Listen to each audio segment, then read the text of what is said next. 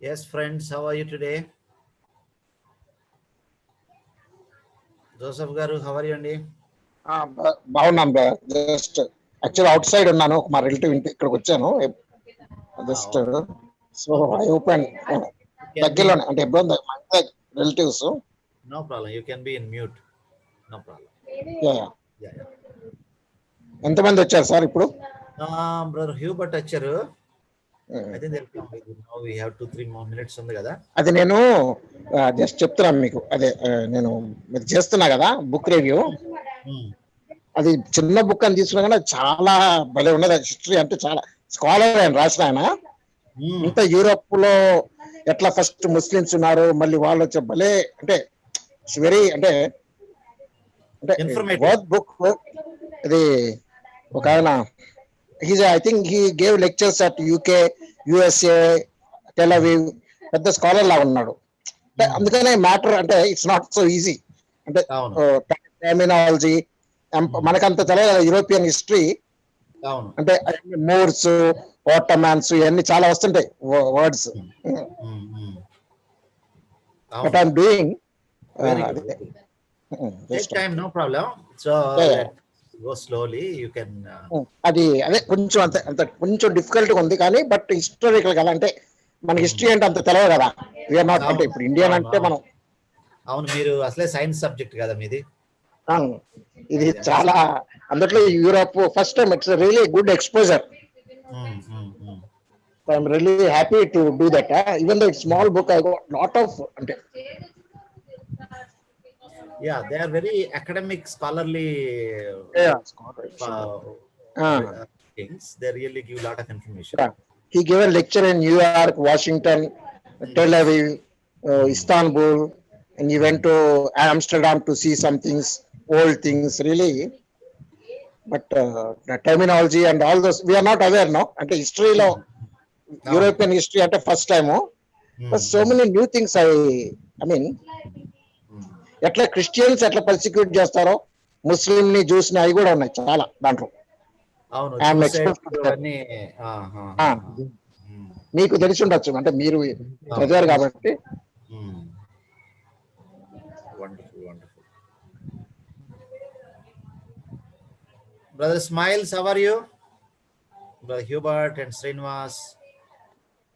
Praise Lord, brother. Thank you so Praise much. the We Lord are అండి. all fine. పాప అమ్మా నాకు కొంచెం ఎట్లా ఛార్జింగ్ సామ్సంగ్ మామూలుగా Okay, I think.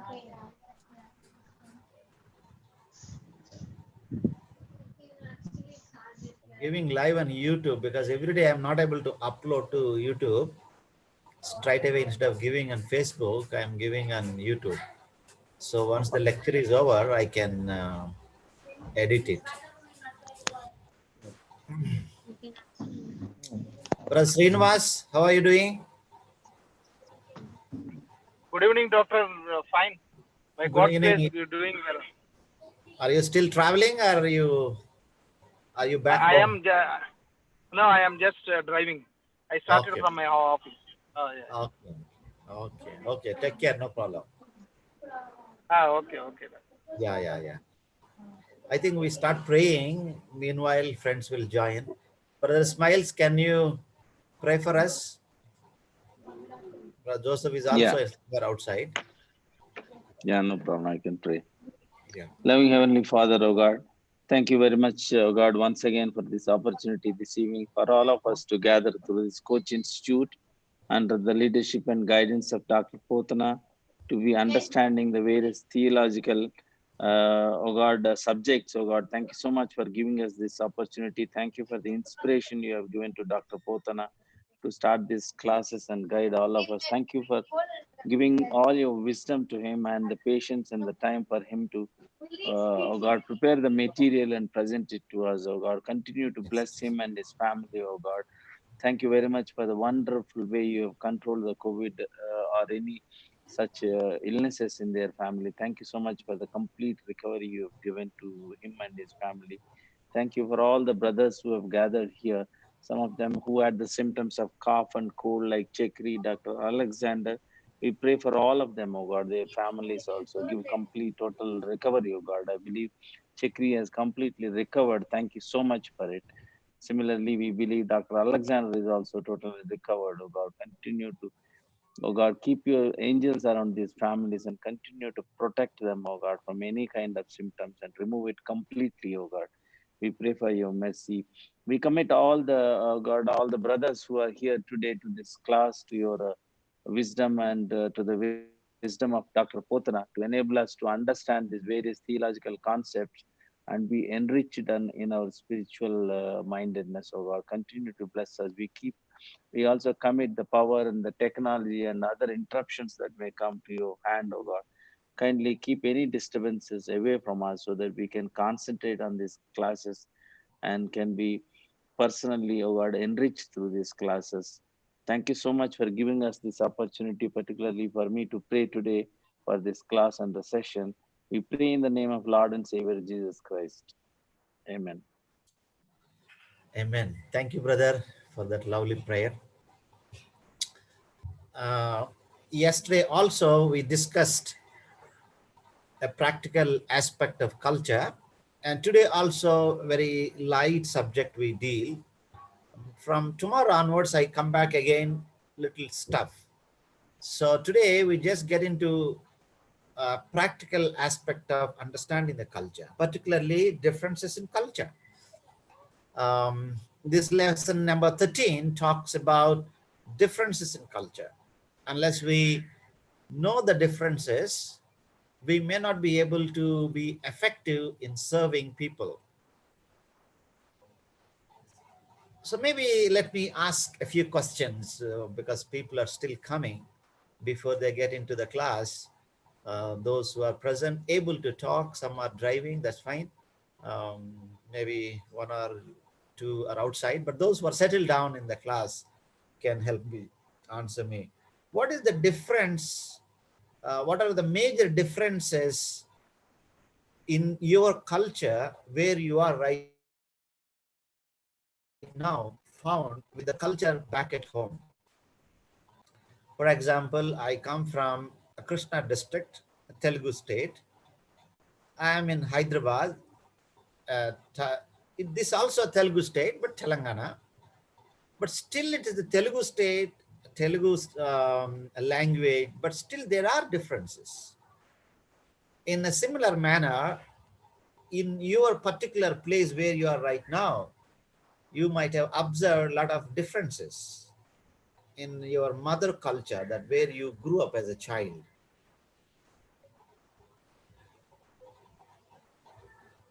Hope you understand the question. If anybody can answer me, one or two differences that you observed. Is it purely from the culture side, doctor, or the spiritual side? Mostly, yeah, culture, and I think spirituality also included in the culture. Yeah, maybe you can start expressing, then we will understand it. No problem. Yeah, yeah. Culture side, I'll just give purely culture, not spiritual side. I'll just give one simple example. I worked in 5 countries. I worked in India, I Mm, worked in Japan, I worked in Mauritius, Tanzania, and Kenya. I mm, can tell you the differences just quickly in one sentence for all these 5 countries. mm, Uh, we think India is workaholics. People tend to work very late, but Japanese are the real workaholics. But mm, best part of the culture, I wanted to give you an example. The mm, rule mindedness, the way they follow the rules, civic rules. For example, in India, if you see a red light, people mm, tend to still cross the zebra crossing and go to the other side. In mm, Japan, I've noticed middle of the night at 2 o'clock, mm, 2 a.m., that is middle of the night, when there is absolutely no car in sight anywhere across the entire stretch of the road, you will still mm, find the Japanese waiting at the red signal just to mm, cross because they're like computerized mind. They just can't cross. mm, In case if you are driving on that road and if you notice at a distance somebody is crossing, it was mm. more than 100% sure it is an Indian living in Japan who is crossing the red signal. I can tell you that. Uh, Similarly, when it comes to the spiritual side of it, Honestly, in Kenya, the amount of Christianity they have in their mind, the way they worship the God in the church, the way they involve themselves in singing, and the devotion, the level of devotion is extremely far higher than any church I have seen in India. For example, I grew up in Boxing Fellowship. You go to Hebron, Hyderabad. It's not to criticize anything, but I'm just comparing. You find people coming from morning 10 o'clock till 4 o'clock in the evening in different batches. People come and go, but you don't find that here. If the church is starting by 8:30, more than 95% of people are in the church, and nobody gets up till the entire session is over, till the pastor says, "Thank you all, you can leave now." Nobody stands up. But in India, you will find many people, once they put that, what do you call, chanda, they just start walking out. So it was very interesting. I've seen these differences. There are many differences. But anyway, I'll just restrict myself to these couple of differences. Excellent. You are the right candidate to give the cultural perspective. Even the second thing, the red light thing, that's amazing. It's exactly true. Even the second example you brought to our notice, spirituality, even there is a culture involved in that. So it is a culture of people, no, they come at any time, they go at any time. Oh, no, but yeah, thank you very much. That's absolutely true. Anyone else? Brother Hubert, you find anything? Okay. Yeah. I used to stay in camp, Pune camp it is called, which is a cosmopolitan area, but but in Pune there is a camp and there is city. So the city people think that the camp area is a westernized part of the camp of Pune. No? So, but anyway, where I was staying, that is the one area called Center Street, where there were one side there were Muslims and one side there were um, Hindus. The Hindus were mostly, I mean, Jai Beams we used to call them, uh, Dalits or like whatever. I mean, there was these lanes. They were called Bimpura lanes, like where most of the Hindus were staying, and on the left hand side were all Muslims, like So the place where I was staying, there was that there were 4 houses where all were Christians. Like. So so they all the people used to, I mean, on our road, all the festivals are celebrated. Everyone celebrates all the festivals. All the Hindus and the Muslims. You will find the Muslims burning crackers even before the Hindus for Diwali. No, so but one thing that strikes me is like just outside my house there was um, a lady who used to sell vegetables and things like that. So when we used to put on the light at about in the evening, 6 o'clock or 7 o'clock, like she used to sit there, like, and when we used to put on the light, she used to um, uh, bow down to that light, join hands and bow down to the light. The light is come, like like so. There was some honor that she used to give that light, like in, in the evening. It was a bulb. It was an electric bulb, but it was light, and she would like like namaste, like like it like join her hands and like mm, and sort of pray to herself maybe or something like that, that the light is come, like like we used to always watch that, like like how mm, she's honoring the light and she's bowing down to the light even though it is an electric light, like Oh. so there were things like that which we noticed about different religions, like, the Mm. Hindus and now the Muslims used to celebrate their uh, everything. I mean, over there they have these. They have put mics now outside Mm. the masjid. There are mics where five Mm. times a day, like you'll hear the azan going Mm. on. So there is all kinds of sounds over there, like, like mm, the uh, the mandir temple bells Mm. ka sound, and the azan ka sound, and Mm. that way, like now, what has happened over there is most of the people have gone away to different parts of the town as the town is Mm.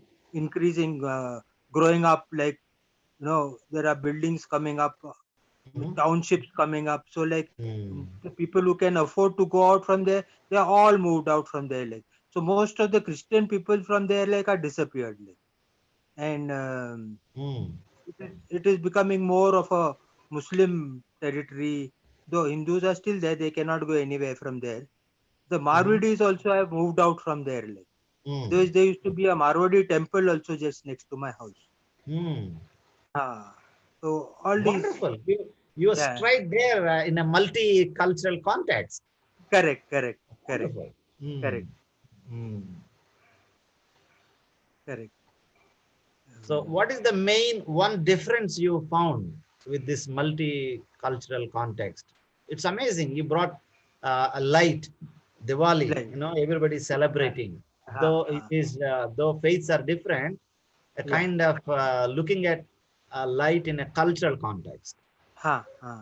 Mhm. Wonderful. Thank you very much. So Mm, let's get mm, into a few slides. Today, I'm not mm.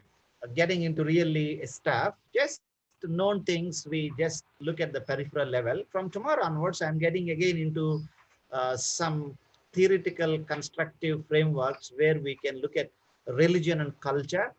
And next week, we learn that such stuff.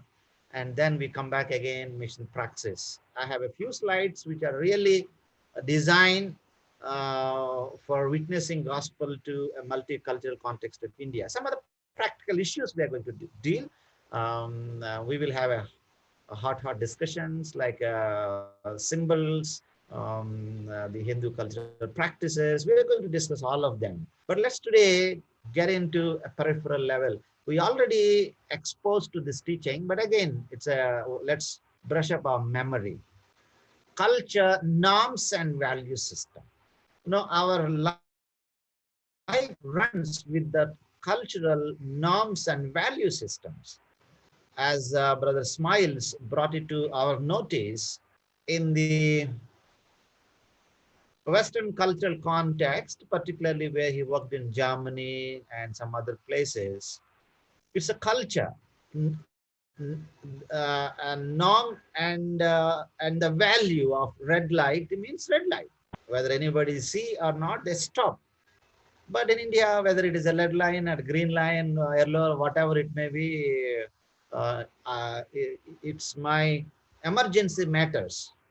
And sometimes people voluntarily they cross. So it became a culture.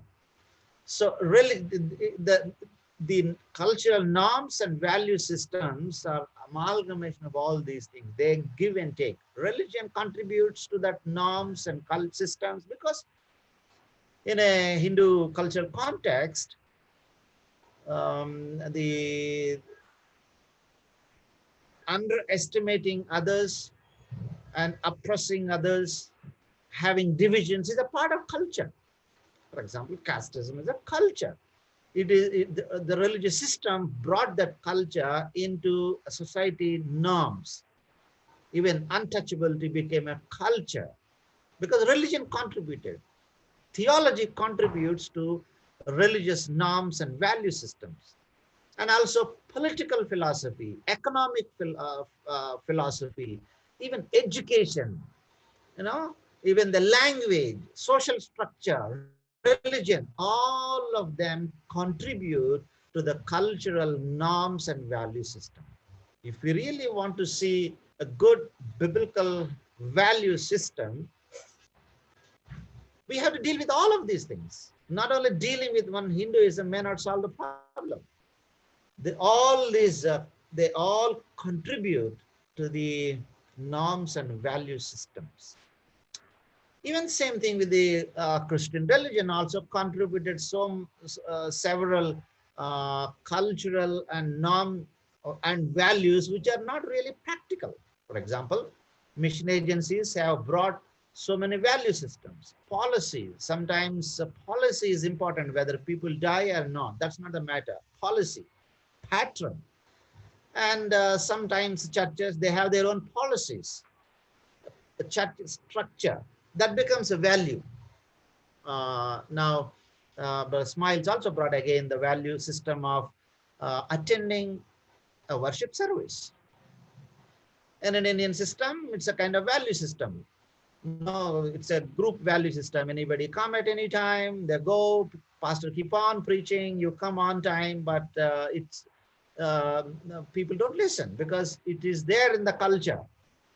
But he says in Kenya, you don't need to inform people. It is their responsibility. They come exactly on time and they stay there and they go. Like, initially when I started this Zoom class, 40, 50 people came because that month I preached only spiritual devotions. People across diverse cultures joined. And one or two Americans also joined. They used to be there exactly right time. And they stopped coming. You know what is the reason? They used to come 15 minutes, sometimes half an hour. Nobody was there, only myself and one or two. And they said it doesn't work with us, with you. You carry with your Indian friends. And I had to start another class for them, but that didn't work out. Because that 1 month I really struggled. People used to come. Before I say amen, people used to come and go. Then I thought that doesn't work. And I restricted myself to those who are very disciplined and follow the lecture. And now I have only 10, 15. So I think we have 15, but on and off in between 10 to 15. Very regular, punctual, because we have a value system here. So in the similar fashion, we have all the politics, economy, education, language, social structure, religion, all of them contribute to the cultural norms and value system. So when we are working with a society, it's not easy. We are not only dealing with the religion, we have to deal with the philosophy, economy, politics, social structure, language, education. So transformation should take place in all of them. That's the job of a religious guru, to see the transformation in all aspects so that we have a transformed society. So, having said that, let me move a little further. Cultural appreciation, aspects of culture, values, customs, symbols, and language. No, all of them are important.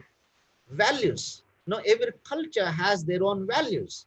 Sometimes values that really doesn't matter and they are not really values, but it looks like they are values for them, but they are not really values. Customs, very good customs, particularly in India and Asian context, we have so many good customs. And the same in the West also, they have so many good customs. In every culture, there are so many good values, customs, symbols. By the way, Asian context is known for symbols. And we need to study the symbols. When we get into a new cross-cultural setup, we need to study the symbols and their language. Language has such a great, fascinating incidents, and the language is amazing. Unless we learn the language, it's very difficult to communicate. It looks like we know the language, but we really need to understand what do they mean by that. So, cultural destiny, diversity. Values represent personal or social preferable models of conduct or states of existence that are enduring. And also we see these values, why doesn't McDonald's sell hamburgers in Nepal? When I visited several places, I never knew what is hamburger because I grew up in a tiny interior Indian context, and I grew up very traditional cultural context. Hardly I eat meat, but now and then I started eating after becoming a follower of Christ. Some meats, not all. So hamburger, I thought burger. Because in India I never ate what is hamburger. I said, yeah, hamburger. I had a bite, then I had a doubt. I asked what is there inside. When they said it was very difficult for me to digest. I had to go to a restroom and vomit. So here is a question. In McDonald's, in the other countries, they sell hamburgers, but Nepal, they don't sell. Do you know why? Anybody can answer? Just a guessing. You can guess and tell me.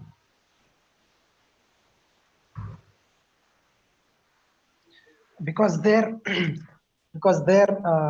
majority of the people they are Brahmins, Anna. So they do not May eat. not be. Yeah. But yeah, that's no, that's okay. Why? Okay, if it is Brahmins, what is the Because problem? of What is there in hamburger? the beef is there. Pardon? Beef is there. Beef. There is beef in the burger. Uh-huh. So in India, many people don't eat beef. Mm-hmm.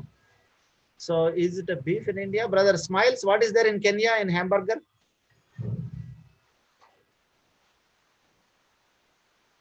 You have the pork also. Yeah, Pork. actually hamburger is known for pork. That's a Hot special. dog. Hot dog. So in Nepal Maybe in- context, I think it is a cultural context. It's not the food context. See, food is a part of culture. That's what we are learning. All foods are good because God sanctifies every food is good, and we cannot underestimate people on the basis of what they eat. We should respect. But it's a matter of culture. That's the reason McDonald's doesn't sell hamburgers in Nepal. If they sell, what happens? They lose the business. So why I say this example? So in a similar manner, we need to understand the culture to take our value systems, because we are taking the truth, gospel to different places, and we need to understand that culture and give what they need. We cannot pressurize them to take hamburger. People may not like, people may not take. In some cultures, yeah, I read somewhere when the translators started translating the Bible in one culture, sheep is an abomination. An abomination. Pig is a glorified animal there. So they had to translate Bible saying that the Lord is, the Lord is my shepherd. If you translate the Lord is my shepherd, people may misunderstand. They had to translate the Lord is my pig, because that's how their cognitive mind can understand. So here the cultural diversity is so unique. We need to understand that. Now here is another question. Non-verbal gestures. Mostly Eastern cultures communicate so much volumes of messages through non-verbal. When a guest comes and we ask, do you want a chai? They say, what does it mean? Yes, I want. They don't talk. And otherwise, if they don't want, mostly we are prone and habituated to communicate through non-verbal ways of communicating. I really struggle when I travel some places, because it is there in my subconscious level to communicate non-verbally, which is very difficult for a Western mind to understand. So it took time for me to learn. So here is a question. What does it mean, non-verbal communication, particularly in Asian context? We are all Asians, either in Kenya or India. What does it mean in India? Pardon? A little, uncle, Anna. A little. Nodding the head. A little? nodding the head like this, left side, Okay. right side, down and up, Okay. which Okay. Westerners, I know Okay. one missionary I was with him, they Yeah. Yeah. always used to tell me, what does that mean? Yeah. Because they want to know, because it's very, it's a strange thing for them. So this, what does this mean when you with the hand, if you say, I think you are not able to see, you see the picture there, are you able to see the picture on the screen? Yeah, yeah, with the hands folded, fingers Yeah. folded like this. Yeah. What does it mean? What does it mean? Pleading, maybe pleading. Okay, yeah, in Indian context this is pleading sometimes. Are bow, bow, bow, bow, bow. We say like this, right? Yes. So, but in Italian context, this means that you partner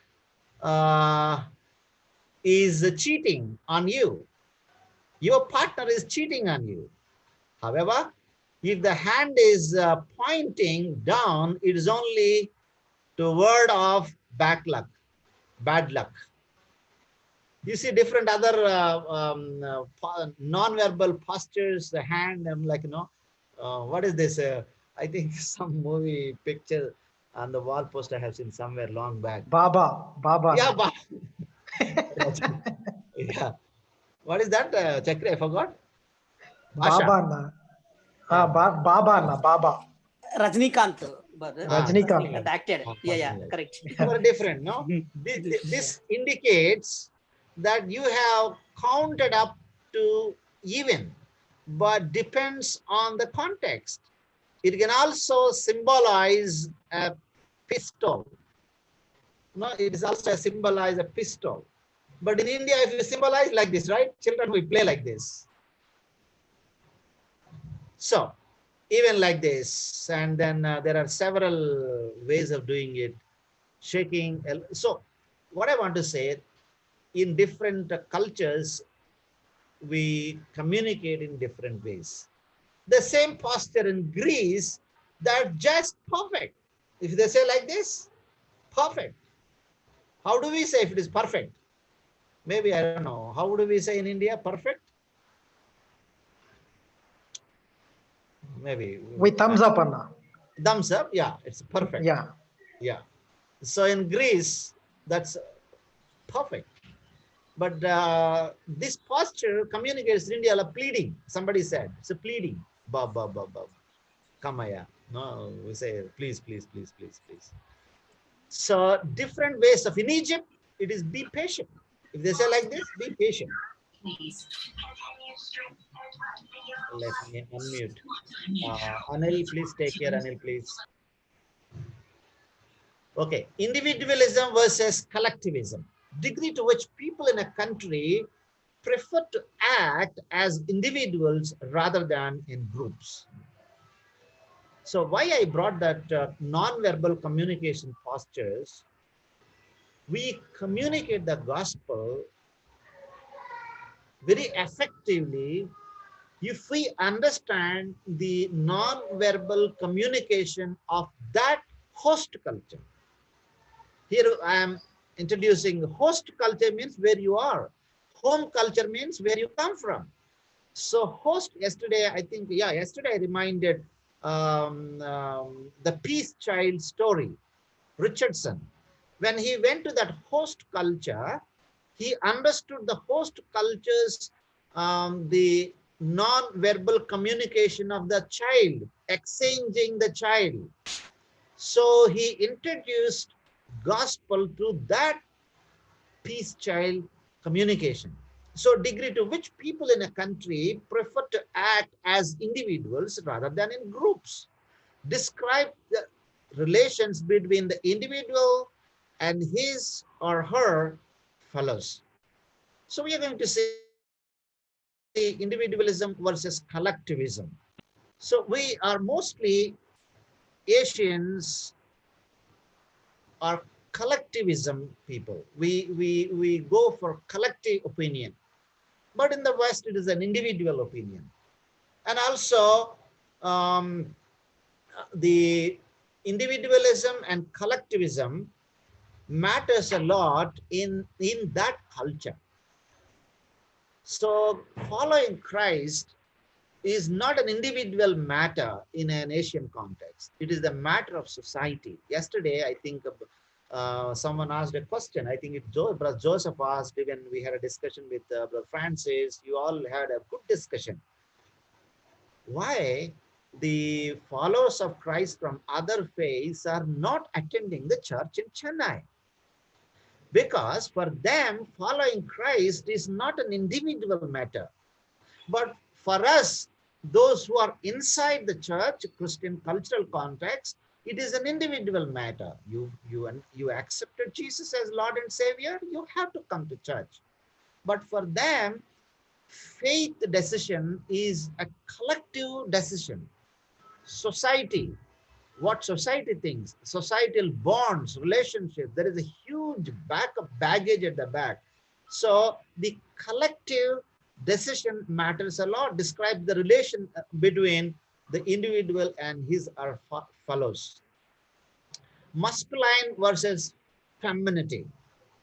Division of roles and values in a society. We need to very carefully understand today, feminism is on the high in theological education. Every seminary offers feminist courses on feminism. In theology, there are several branches: Dalit theology, feminist theology, and tribal theology, and liberal theology, evangelical theology, whatnot. So many branches. So feminism is really on the high. Everybody talking about it. So particularly in Asian context, a male-dominated society. A male responsibility is very high in society. And in this context, feminism has been contributing. So division of roles and values in a society.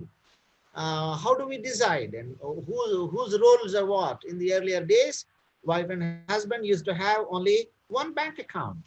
Even the women are hardworking women in India and Asia, because Asian women are very noble women and hardworking women. They work in the field, they get up early morning, they clean the whole house, and they serve the food, they cook the food, and they work very, very hard. They really contribute to the economy also. But mostly our society developed with a kind of Semitic cultural context. Even the Hebrew cultural context also same. It is the man who runs the family and brings the dignity. But today, that is slowly diminishing. And feminism is in the hike. And today, there is a lot of fight between the family, wife and husband in the families. In spite of so many family conferences, teaching this and that, and still a lot of fightings, divorce rate is increasing because there is a tension. Who is the head of the family? I'm also earning. And my mobile, your mobile. You don't see my chatting and I don't see your chatting, your bank account and my bank account, your shopping time and my shopping time, and my friends and your friends, and children friends. Now society is changing, the values are changing. The division of roles and values in a society is so complex. How are we going to present biblical truth into that kind of cultural context is very essential. We need to understand the biblical value of masculine and feminine. Masculine values prevail. Assertiveness, success, competition, that's the nature. Another man is always looks for success, competition, assertiveness. Of course, now women also doing the same thing. Feminine value prevail, quality of life. And that was in the earlier days, quality of life, spirituality, taking care of kids, serving the husband, and bringing honor and dignity to the family. Honor is most important. Maintenance of warm personal relationship in the family, and service, care for the weak, solidarity. Wow, it's an amazing. This is really Asian context. But today, we don't see that. And there is roles are changing, people are running around working, and no, of course in the Asian days also people work, women work so hard than nowadays, getting up at 4 o'clock, cleaning the house, and doing everything. Now women have all luxury machines and everything, but values are changing. Roles are changing. Divisions of roles and values in a society are at stake. In this context, we need to study the culture in a bigger context. Otherwise, our women Bible studies, men Bible studies is all just for the sake of a timetable. That doesn't really work. What really women need, what really men need. As per the cultural context, we need to design the curriculum and the spiritual values. Then only families will survive. So Confucian dynamism, attitudes towards time, persistence, status in society, faith, respect for tradition, gifts and favors, and all these matters a lot. Culture change over time. Why we are studying all this? Because gospel plays a vital role in culture change. Change is slow and often painful. Change is slow and often painful because nobody likes to be changed, and shifts away from traditional values towards secular values. Changes with shift from survival values to self-expression values. And today, self-expression values are very important than the survival values. So these are some of the prominent issues I wanted to bring to your notice. Let's take a break and a few, maybe 7-8 minutes of break. If you wanted to talk one another in the class, that's you can do it. Then we go to the next class, Indian cultural values and communication. Lecture number 14, we look at Indian cultural values and communication. This is also a little bit theoretical, and we try to understand, which is very known to all of us. And then we spend about 20 minutes, then we go for discussion.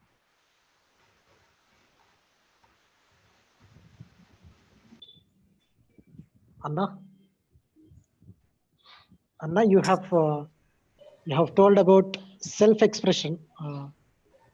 Self-expression. The last slide, Anna. Yeah, the last slide. Okay. Can you explain about it, Anna? A little.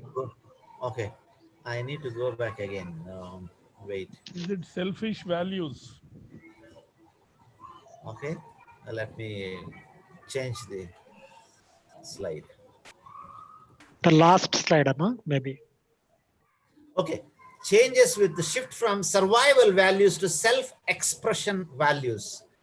So self-expression values today, more than survival, expression more important. Even if you don't have a food at home, that's fine, but you need a lipstick when you go out. Even it doesn't matter what you how you survive at home. Even if you want to die, that's fine, but you need to express yourself outside. Dignity, modesty, you know, in other sense, a kind of show off.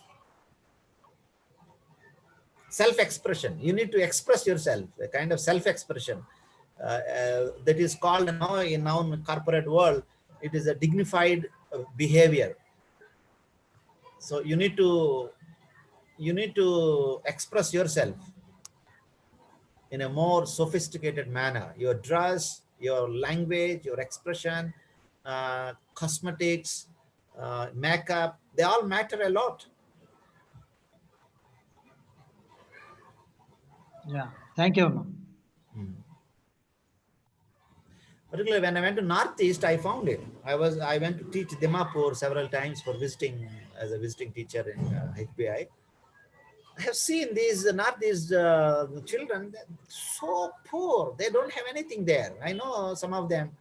Some of them asked me to come their home, just like a hut. There is nothing at home.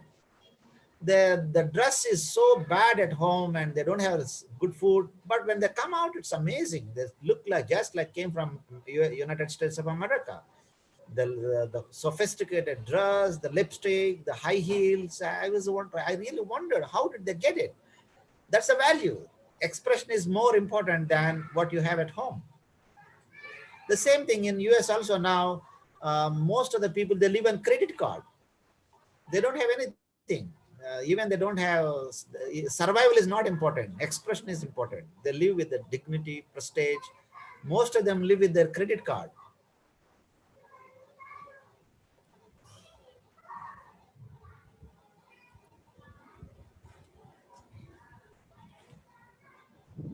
You have to pay the credit card at the end of the day, Anna. They are not going to leave you. That's why many people, they struggle for life because they are not very happy. They keep on under debt.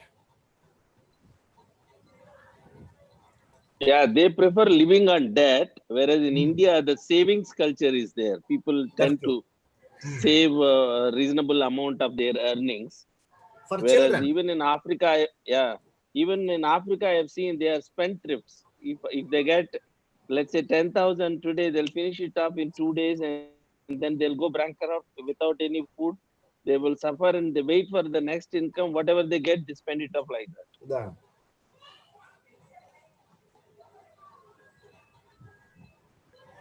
But in Western countries, there is a social system which supports you. You know, whenever you are down on your really bad situation, the social security system supports you. Yeah, the social security government will take care. Yeah. Yeah, that's yeah. Even that's in Britain and America, I think that's.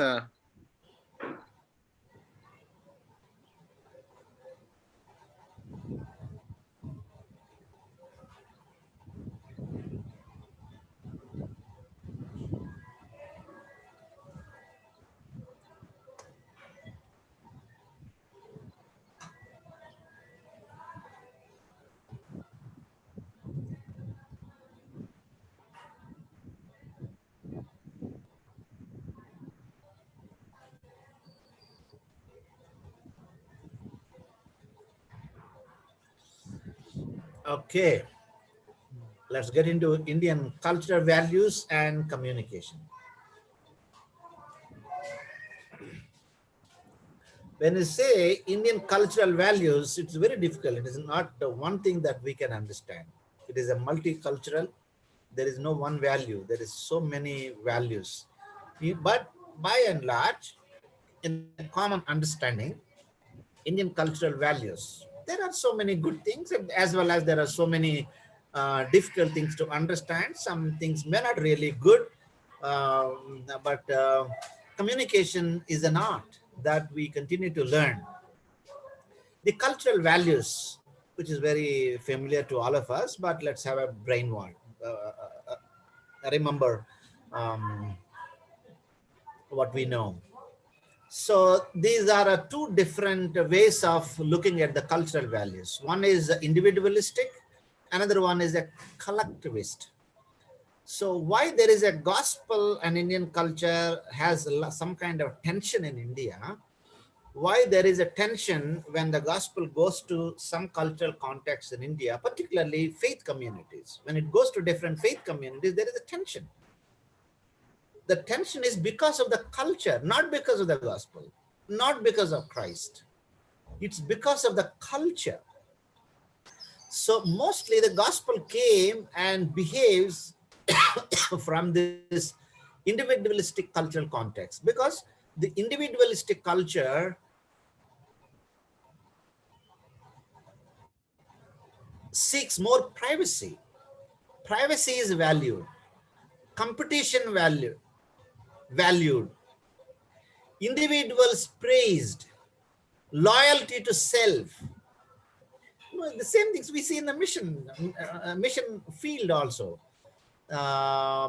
Privacy is, of course, may not be really valued in India. They behave like Indians, but the competition valued, because mission strategy comes from outside. That's so much competition, between the workers, that competitive spirit, which is really good, but that competition should not kindle the others.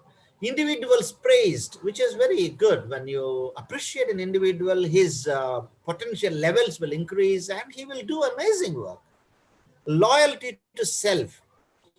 It is not the loyalty to the organization. of course, that is there, but it is the loyalty to the self. And I really honor and I great respect to the Western cultural context. No, they value loyalty to the self. Nobody should check them. They are very up to the mark, and they are loyal to their work, handling the money and trusting people. When they speak the truth. We don't need to check because they are habituated to speak the truth because loyal to self. But that is not there in collective culture. Is a different culture. Identifies self within more important groups. It is not one man, it is a group. Identifies self within a more important groups, group and groups. Group decision making. It's not an individual decision making. It's a group decision. So one individual, if he or she wants to follow Christ, she has so many complicated relationships, and her decision affects the entire group. But not so in the West. If a child takes the decision, that doesn't affect anybody. It's only for him, her. But here, it affects everybody. Group decision making is very much prevailed even now also in the Asian context. Individual's praise is uncomfortable, even shameful. No, it is true. For example, if 5 people are there, if you are appreciating only one guy among the 5, for him it is a kind of it's not embarrassing, but he feels like uncomfortable. It's okay, brother, you are so good, you are very punctual, you are doing an amazing work, this and that. He looks at this side and that side, thinking that what others think about him. It's a kind of culture. Individual praise is uncomfortable and sometimes even shameful. Group welfare is goal. The welfare of the society. Gandhiji talks about Sarvodaya and Antyodaya.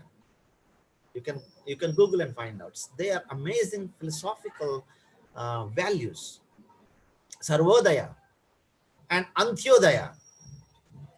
Service to all and service to the least. The end of the person who needs to get. I really need to appreciate Narendra Modi. Yesterday morning, the news said Narendra Modi released, I think, how many crores? The huge crores of money to the farmers. And morning I got up and I think yesterday evening only, I saw my mobile started ringing.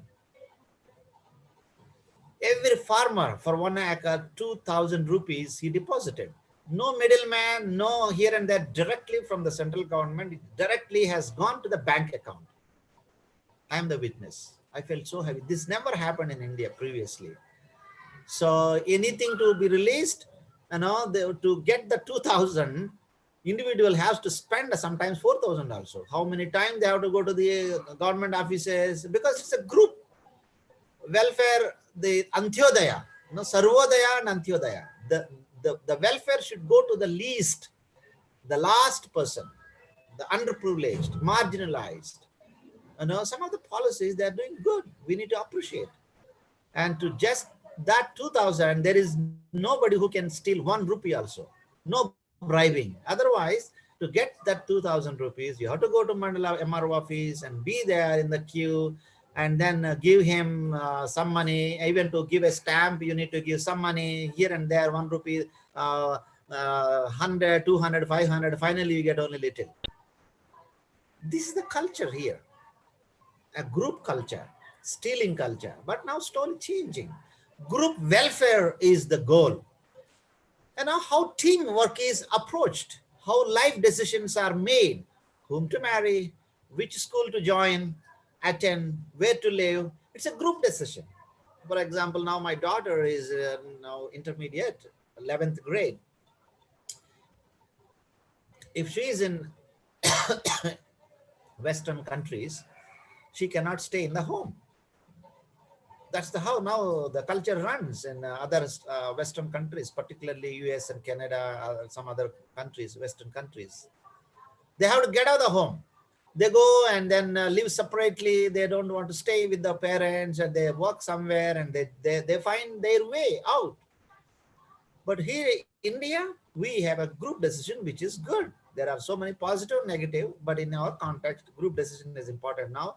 It is the parents who decide where they, of course, they ask the child, but the parents have so much involvement in the decision. Where to live, even where to live, and whom to marry, where to go, which dab to take, and a lot of group decision involves in it. How view of self is influenced. How when individuals lost face are shamed. And these are all values we need to understand. When we enter into the host culture, we need to see them. And another diversity is monochronic and polychronic. What is monochronic? Monochronic, time is money, like individual culture. Relationships and spontaneity are diverse of one's time. Now here, relationships are important than the time. But here, time is money, punctual, values time, appointments are productivity of people. You know, why people come to the church on time, and time is time. But you know, in an Asian context, relationship is important. That's why sometimes services in India is such a boring. 5 hours, 3 hours, and 3 services, you know, thinking that if one, not services, 3 messages. Some churches still now, 3 messages. Go to the church at 9 o'clock and you come at 4 till 3 o'clock it goes. And then after 1 hour, they say kind of street preaching and the whole day in the church.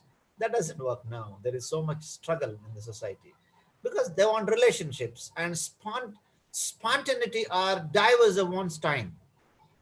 When a guest arrives at a host's house for dinner or a party, when to arrive at a meeting, how emergencies are handled, and what constitutes an emergency, how much small talk or a big talk takes place at the beginning of a conversation. You know, I worked with the students group, student ministry. I really enjoyed, because basically this Asian culture is deeply rooted in my DNA. Even still, I don't have any problem people visiting at any time. And students used to come at 11 o'clock and sometimes 11:30, 12, sometimes 1 o'clock also. Because from the hostel, they study till 12 and they don't get sleep. They want to have a cup of coffee, and they know they can't afford and they can't get it. No stove or anything. Only they remember nearby who is there. The Anna is there. Let's go to Anna's house. They come. At 1 o'clock, they ring the bell. And sometimes we also maybe awake and they open the door. And we know that they come for chai, but they don't ask. They simply sit. And do you want anything? No. We are fine. We are fine. We have that culture. When we ask, do you want food? No. Means yes, they need it. We need to understand the time and the background. We cannot simply rely on answer. That's our culture. You know, host can come at any time. Because we have this Hindu philosophy also, Atiti Deva Bhava, guest can come at any time like God. Of course, we don't believe that. So this is a kind of different culture. Direct communication and indirect communication. This we need to understand in presenting the gospel to a people who are direct communication or indirect communication. In direct communication culture, particularly in the Western culture, one means what one says. When they say yes means yes, no means no.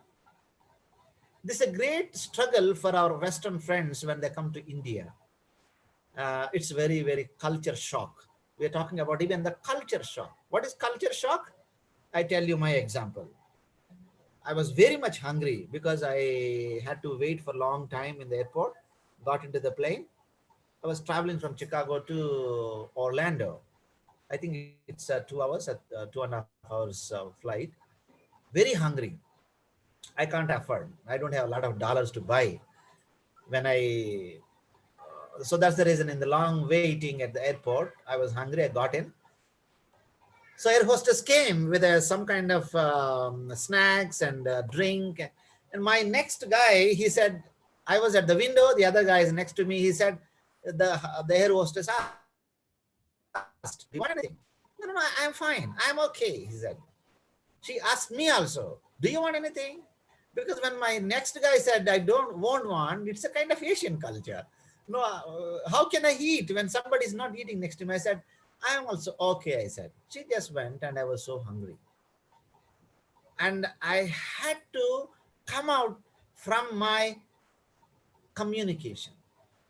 After half an hour, when I cannot tolerate my hunger, I stood up and I straight away went with so much courage, and I had to come out from my Asian cultural context. I had to learn and saying that, "Excuse me, can you give me something to eat?"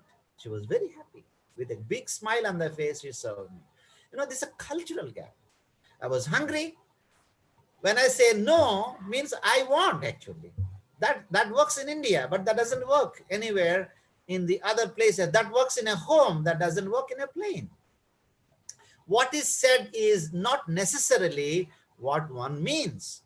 I know sometimes students used to come my home at 10, 11 o'clock, 12 o'clock, and my wife used to ask, "Did you eat food?" Yeah, yes, Akka, yes, Akka. Yeah, yes, Akka. Means yes means no. She knows that these guys have not eaten. She used to go to the kitchen and she used to prepare, and by the time at 12:30, it takes 1 hour to prepare, and then 12:30 sitting and eating. Because that's how people communicate. So we need to understand the cultural context. Do not keep one's feeling to oneself. In the direct communication, they don't keep feelings inside. They're positive or negative, either positive or negative. They speak out. They say yes. If they don't like your preaching, they come, "Brother, I think this is not good. What you have done is not really good. It doesn't get into my brain." Another preacher gets offended. And sometimes it brings enmity also. This is a cultural struggle in India, particularly in the board meeting. They bring some policies. If one worker in the group say, "No, what you have done is absolutely wrong," finish. He becomes an enemy for the rest of the life, because it's a cultural problem. It is not the problem of the elders. It's not the problem of the guy. It is a cultural gap between them. Most of the a kind of quarrels, backbitings, and splits happen in the church and mission workers because of the cultural gap. Today, the young people are very much aware of the direct communication. And they talk directly saying that, "No, no, no, this is not good." That's it. The older people, most of the board meetings and the Christian mission agencies run with the old people's methodologies and their mindset, indirect communication method. But today, the software companies and most of the companies run with the direct communication. The young people are leading out there. And this is a struggle even in the mission boards and mission struggles, and relationship problems happen here. One directly communicates, other misunderstands. Both are right, both are godly, and both parties are really good people, but the problem is cultural gap. So if we really understand the role of culture, families stay together. I have seen enough family conferences and family, even now on the Zoom, thousands and thousands of people are doing, but that is good. Mostly dealing with the biblical perspective. Bible says so. Bible says this is the wife rule. That's fine. But the problem is with the culture. We need to understand the cultural gaps, coming from different cultures, and the culture plays a vital role. So that's the reason this course is not only essential for communicating the gospel, but this course is essential for us to live an effective life wherever we go. Little guessing of another's meaning in direct communication. They don't need to guess what you say. But in direct communication in Asia, you need to guess what he's saying. People come and say, particularly guests, they come by travel and say, "Yeah, do you want to eat food?" No, we ate in the train. That is really not really true. They may be hungry. So saving face is valued. For example, in this Asian culture, if somebody comes home and straight away he asks, "Yeah, I am hungry, can you give me a food?" The host family really misunderstand him. He doesn't have any any kind of value. Why he is asking directly? He should have waited for a few more minutes. And we cannot directly ask, can you give me a cup of coffee or a chai? No, this is the culture. One must infer meaning out of the context. Even my son, little guy, he developed this indirect communication. Nowadays he's developing. So when he is angry with his sisters, he has two sisters. They really enjoy life, one another. And if this little guy is small, they are very big. There is a 7 years gap between my second daughter and the son. So they are grown-up children. This little guy, whenever they treat him well, very well. But sometimes when he is upset, he goes to one corner and sits like this. Then we know that something went wrong with him. He never complains, he never come and say anything. When he's not visible, going somewhere, corner sitting, then we understand, oh, there's something problem, and we go and lecture him and ask him what happened better, and slowly he comes out. One must infer meaning out of the gestures and observation. These different ways of communicating. Particularly in Indian context, wives do, I don't know how to say that in English, alagadam. They don't talk, they become silent. Then we need to understand there is something wrong. We need to understand, take time to... Sulking in English. What, doctor? It is called sulking, S-U-L-K. Sulking. Sulking, thank you. It didn't come to my mind suddenly. Sulking, it's very natural. Very natural. Then we need to understand, because that's the way they communicate. Both are right. That's the way they communicate. Saving face is valued. You cannot straight away, like a spitting on the face. You cannot talk. You need to value the face, and later on you can talk. Third party liaison used to communicate inference. Sometimes, particularly in Indian context, when I have seen in my relatives also, of course, we haven't done that, but if the wife is angry with the husband, she doesn't directly say. She says to the son, maybe say, tell your father to come and eat. Tell your father food is on the table. No, she wanted to communicate, but she will communicate through third party. The son has to go and tell mama kept the table. No, these are all the way of communication, third party communication. Same thing happened even in the mission field also. So we need to understand the culture. But whereas in the Western culture, it is a direct communication. So what happens in the preaching style here? Here is an issue. So we are learned to have a direct communication in preaching. You observe, maybe half an hour, take time and watch Chaganti Koteshwar Rao, Telugu preacher, particularly a Hindu preacher. It's an amazing guy. You need to listen to him. Half an hour, you watch you Google in YouTube, you'll get it. Chaganti Koteshwar Rao.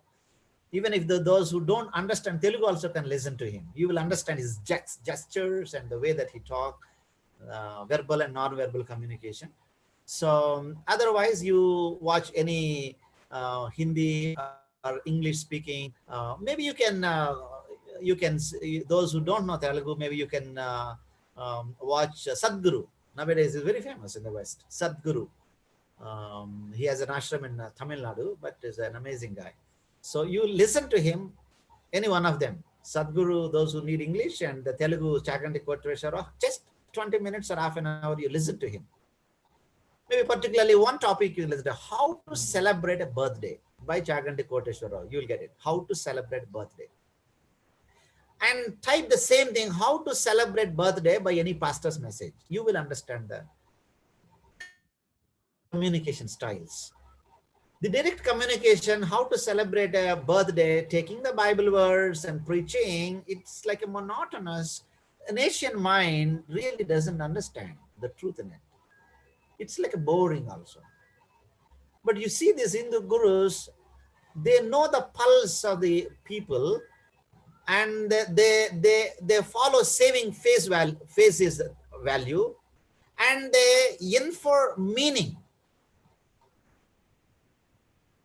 And also sometimes what is said is not necessarily what he means. And they use third-party communication in their style. This is what we need to develop, a kind of homiletics textbooks in an Indian cultural context that never happened in the history of homiletics. Otherwise, you Google and find out. There is no single textbook on homiletics, how to preach gospel. Still today, we use John Start's homiletics textbook in many seminaries that talks about how to use direct communication. 3-point sermon, 4-point sermon, how to wear your tie and suit, and verbal communication, non-verbal communication, 3-point sermon, introduction, conclusion, 3-point structure, and then presentation. How to stand at the pulpit. If you are afraid, tightly hold the pulpit and look at here and there, eyes come in. These are all because that's how people are taught. And these pastors are not effective in communicating. Why? Because we are in an indirect communication cultural context where you need to use a third-party communication, upamanam, a kind of illustrations. Jesus used, by the way, all this. Jesus used third-party communication in his messages. The Pharisees and Sadducees came. In front of them, he valued their face. He straight away attacked their face. He just said, somebody came and asked, there is a, you are telling, love your neighbor. Who is my neighbor? But Jesus would have straight away hit him on the face. But he said his story round the way, like an Eastern way of sharing. Yes, this man was traveling and beaten by the thieves, and the priest came, Pharisee came, this came, then finally a Samaritan came. No, then he exalting the Samaritan. So most of the times, Jesus also used this way of indirect communication so that the truth can be communicated, and then these Pharisees understood. For example, the Pharisees and Sadducees wanted to put him in trouble. They dragged this woman who was caught in adultery and asked a question to Jesus. Jesus, this woman was caught in adultery. The law says she should be killed and we should stone her. What do you say? Jesus would have directly said, used an illustration and communicated in a way that they can understand. And he asked, whoever doesn't have a sin in their hearts, they can throw the first stone on her. And everybody left. Because it's an Asian way of understanding the culture. Even now in India, why people of other faiths are very much angry with these Christian preachers, because Christian preachers are not really equipped in a way that they can understand the cultural context of this multi-pluralistic context of India. Mostly direct attack. They think that they are prophets. No, you can be a prophet to the Christian community, not to the others. You look at the Bible. That's what in the biblical theology of mission, we have seen the role of the prophet. The role of the prophet was mostly to the Israel. You read the Bible, Jeremiah, Isaiah, Amos, Obadiah, Micah, Nahum, whatnot, all these prophets, their 99% of prophecies for Israel, very rarely for others. But here in India, people think that they are prophets and directly attacking others' faiths, other religions, and saying that, yeah, Bible says. That's true, but we need to learn the art of communication. But who cares? Nobody has taught, nobody has written.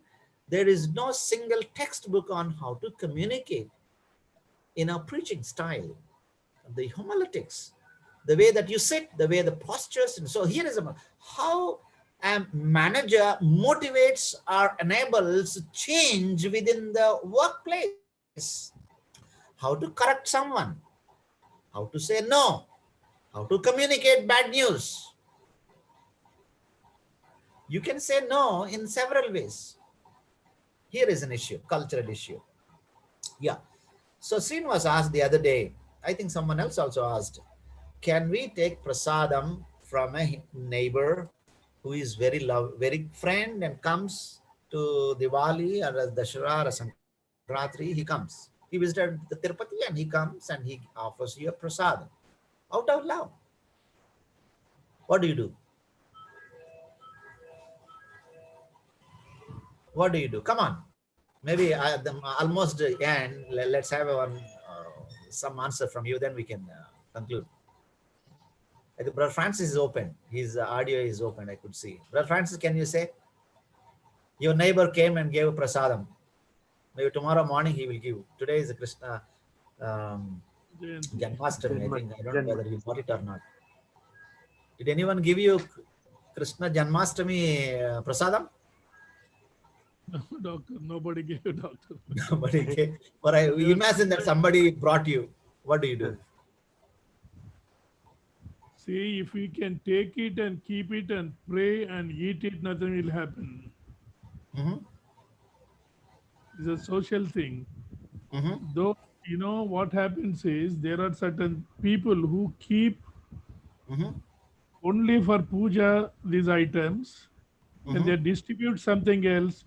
They don't give what is offered there. That's your right. Absolutely right. So that time, okay, you have some inhibition in yourself. Whether this I am taking or something like that, you pray over it and eat it. Nothing will happen to you. Anil is ready, I think. Anil is ready with the counter, I think. He opened his audio. What, Anil? Anna, 100% I'm not agreeing with Francis. I know. See, I haven't seen him. He didn't open his face also, but I saw audio open. I know exactly he want to be opposite. Come on, tell me. That's what I want. You don't have to. You can fight. Every day I'm facing the same problem with my colleagues. Every once they will offer the puja and they will distribute this prasad. Once we accept, every time they will give, and it is against the word of God. We can deny them with respect. Sir, I'm not able to take due to some reasons. Please excuse me. Next time they will not come to with us. Once in a week. My colleagues can go to Tirupati, they will distribute prasada every time. Doctor, in my office, when I was an officer, every Friday they do the puja and all that thing. But I have made it very clear, even Ayuda Puja day and all that things, they know that and they won't come and give to me. But being the head of the particular institution or particular seat, they'll call me and ask me to say some things. That time I used to very clearly tell them what we have to worship the Creator, not the things of the Creator. So that's the reason I don't take prasadam in the office at all. But this question which Dr. Pothana asked me now, your neighbor, you are in is my friend's house. When I open the door, his house is there. They do a lot of things, but generally they don't give regular days any puja items and all that. They know our stand very well. But even other day, Bakrid was there. My son's friend, who was in Belgium, out of his love for my son and my family, I also know that guy. He's a big diamond merchant in Belgium, and he sent through a Chennai caterers, Madras caterer, biryani worth of telling about 10 people could eat. He sent it to my house. It was a surprise. My wife was I was on the process of making food, but she stopped it because this food has come, and we prayed and ate it.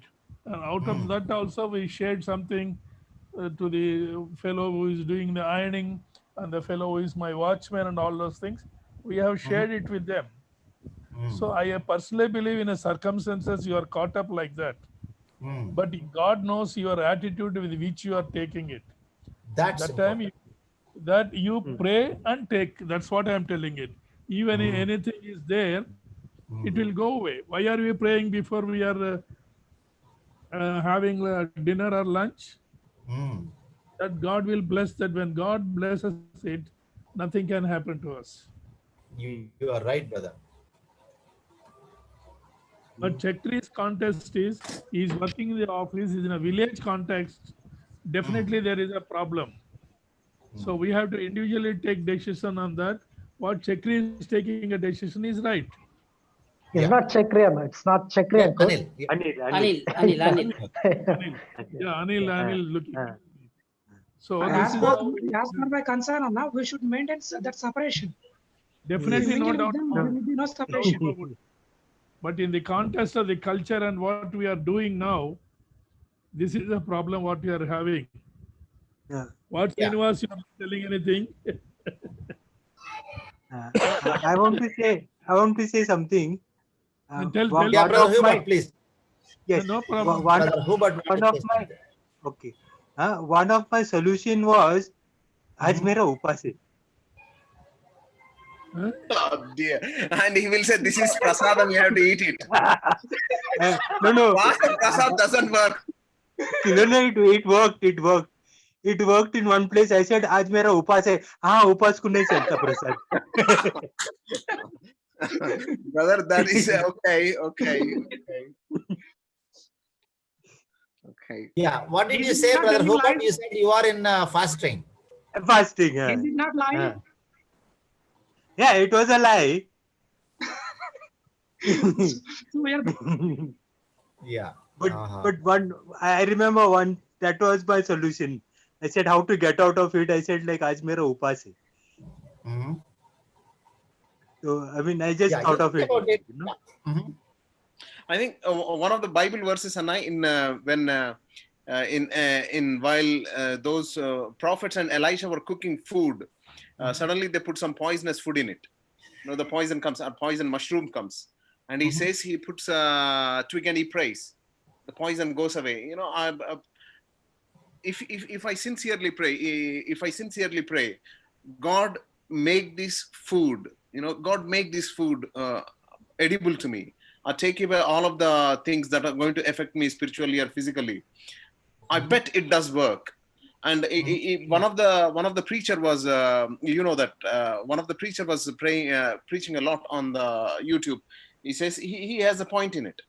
The point he makes is, every shop, if you go and buy, that gentleman or the lady who owns a shop, grocery shop or a supermarket, they get up and pray for everything.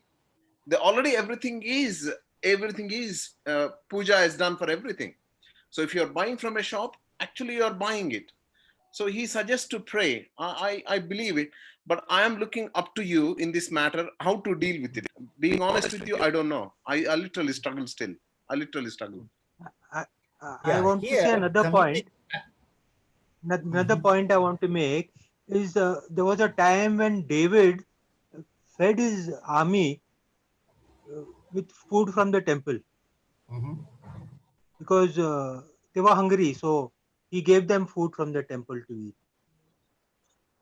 No, there was one. I think, uncle, that is a different context. I think. Okay. So here actually we are talking about direct communication and indirect communication. So we need to be sensitive. We should not make minor things to build walls and a huge communication gap. Mostly the community makes minor things so major and we create walls. But Francis brought a good explanation from his experience. That's how we need to be a little bit cautious. And at the same time, we should be really sensitive to people. You know, what food came in the home, they eat and they survive. Still, they are happy. You know, they have a good spiritual life. Nothing happened to them. God's judgment hasn't come upon them. If we straight away reject because we are prone to do this direct communication, no. Yes, we need to have our spiritual standards. No matter what happened, we cannot syncretize. But at the same time, we should understand the culture. And we should understand how best we can say no in a way that it will not hurt the individual. You know, here the issue is If at all there is a need for hurting, when you say the truth will hurt at one point. But unnecessarily, you cannot go around and hurt people for the sake of standing for the truth. No, that here, maybe it's a long discussion. Maybe we keep on learning this, discuss this. Let me conclude within 1 or 2 slides. Low power distance and high power distance. People are more or less equal or deserve to be treated equally. Particularly in the Western culture, people are people. Everybody should be treated equally. What work dignity and age dignity, whether small or big, a woman or a man, everybody equal there. But here we are in a different culture, rigid hierarchies in the Asian context, rigid hierarchies. Now the elders, you need to all the time give some soaping, you should carry a soap all the time, you should keep on appreciating, even though they are not good, you have to tell them good, and even though their preaching is very worst, and you have to tell them, wow, it's amazing, God talk to me, It's all rigid hierarchy. If you don't appreciate, and they take your neck in the board meeting, and status matters.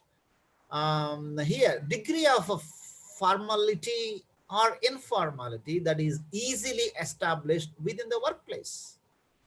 So a lot of conflicts happen because of this cultural context. And if you think, yeah, everybody is equal, why should I treat him differently? If you don't treat him, finish. That's the culture he is in. He wants it. He expects that.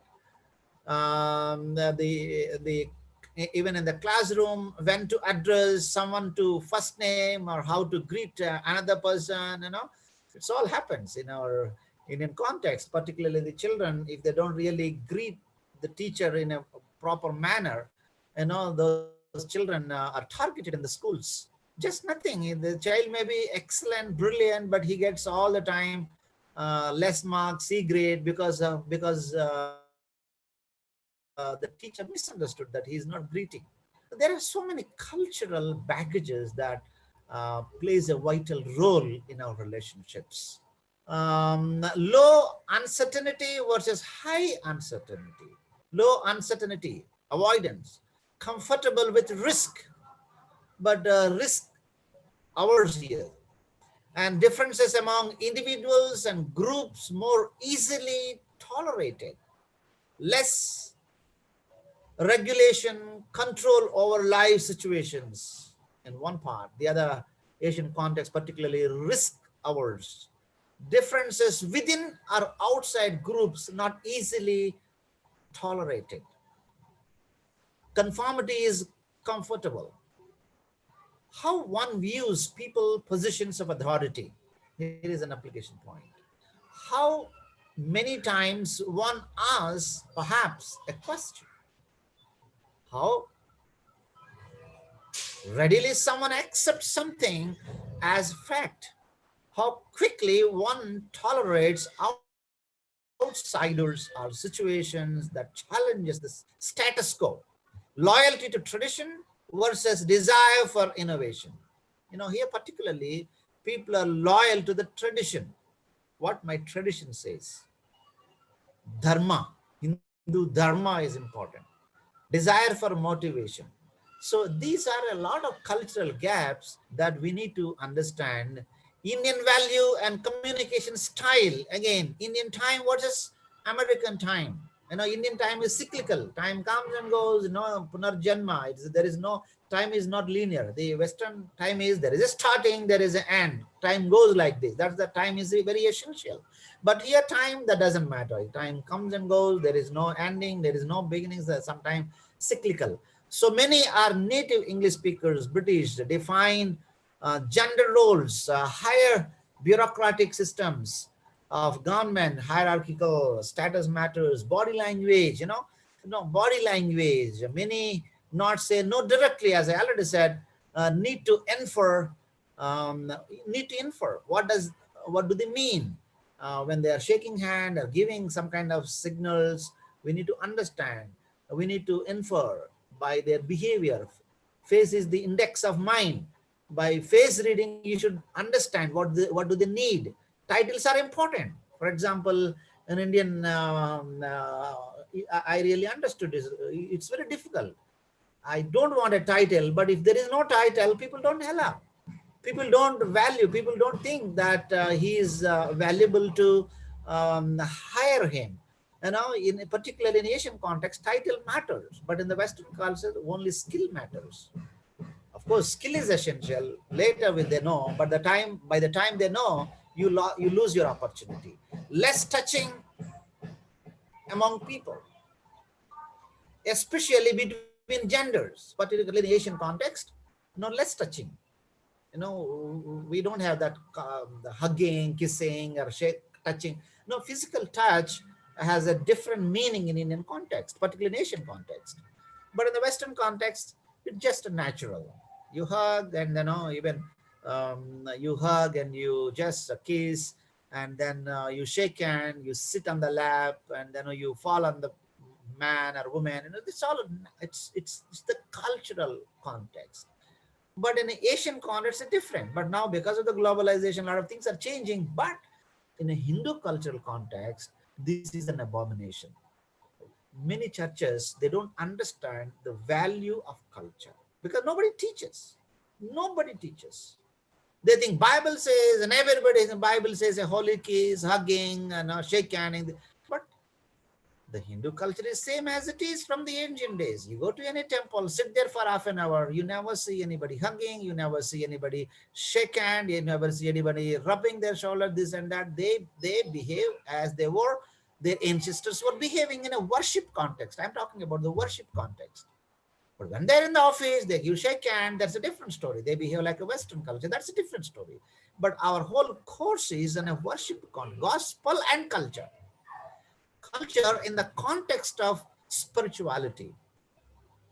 When they're not changing, why should we embrace a culture that is not really relevant to our culture and context of an Asian context? We need to be very cautious, and we need to introduce such indigenous cultural context. Then people will respect us. I'm closing, almost done. So there are a lot of differences in the developed countries and developing countries like in India. We have our culture, enjoying with the nature. Of course, modern technology at one hand and our culture at one hand. Both cultures go hand in hand in the Asian context. And still today we have in India also both types of cultures in metro cities, and at the same time rickshaw pullers, and we are an amalgamation of different cultures, and so we have both cultures here, the direct communication and indirect communication. Spirituality can be in that way also, walking and dancing, and maybe the a different cultural context, but spirituality also can be sitting on a mat and maybe doing. Both are right. We cannot underestimate, but it matters where we are working, who are our audience. Even the food, now we have a Swadeshi food and Videshi food. McDonald's are there every city, in small towns also coming now from Videshi food and also Swadeshi food. But we are in a multicultural context. So we need to understand what people need. That's the essential thing that I bring to your notice. Keep on reading, understand our society, and let's be more focused on people. What they need is important. What they need. If they really need direct communication, we need to give. If they need indirect communication, we need to give such indirect communication. So we need to go as what people need, because we are in a different cultural context. All cultures are good and all cultures have bad elements in this. No culture is perfect. I am not supporting one culture. But what I wanted to say, we need to understand people and we need to give what they need. Here I stop my lecture today. But doctor, one thing you have to keep in our mind and soul, God separated Abraham from his land of Ur. He separated the nation of Israel from Gentiles, church from the world. People today separate themselves what defiles. these things as a Christian we have to keep in our mind. I thought I Yeah, would say that that. is again a different subject. We are not No, bringing it. no, I That is agree with the that. faith No, context. no, But but this, because yeah, of the God, culture, yeah, that is a thick line related to the faith. yeah. But wherever, when Abraham went to a different culture, he embraced that culture. So we are talking a pure cultural context. When Abraham went to, even Abraham, when he worshipped, he followed a pattern of the ancient Near Eastern cultural context. There is nothing biblical way of worshiping. It is an ancient Near Eastern cultural context adopted into biblical culture, and faith has been very strongly adopted. Here I from the beginning I'm saying we have a thick line, no compromise in the faith, but it's all course is about the culture.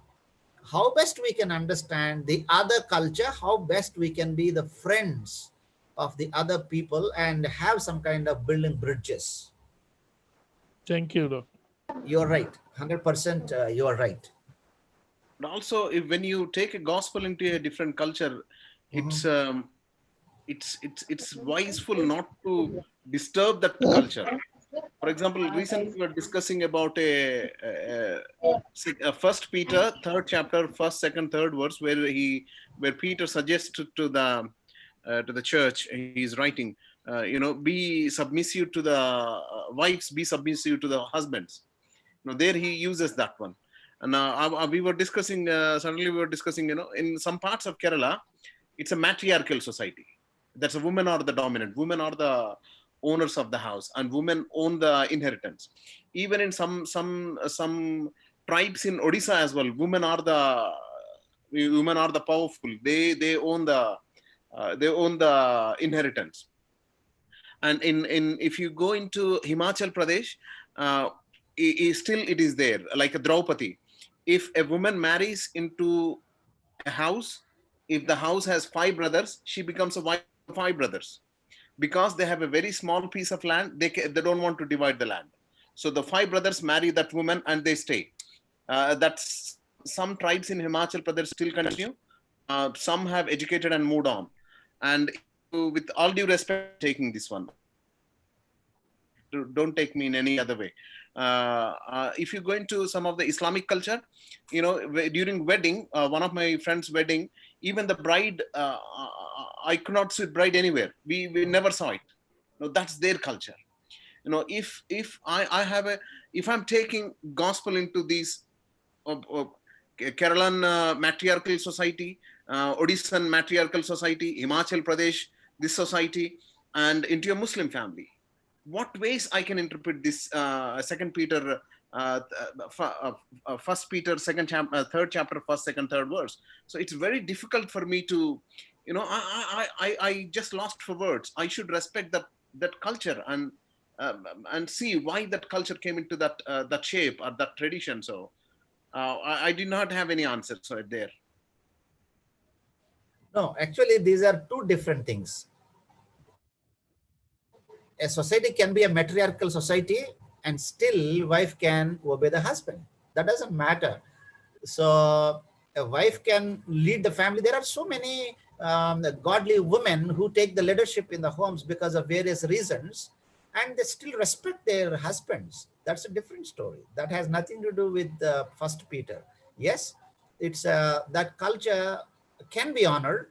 So Bible doesn't say only man should rule. That there is a deep meaning. There is leadership is important. That's a woman can lead the family and still be submissive to the husband, and still they can live a kind of godly life, and children can grow.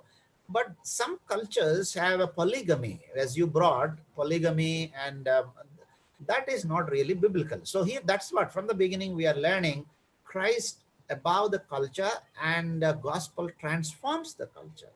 In such kind of societies, as people get in, and slowly people understand. Not only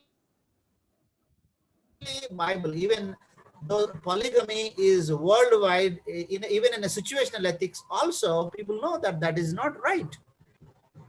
not only Christianity, even Hindu Dharma also doesn't accept polygamy nowadays. It is just, even the law doesn't permit. So there are some deviations where in that particular cultural context, the gospel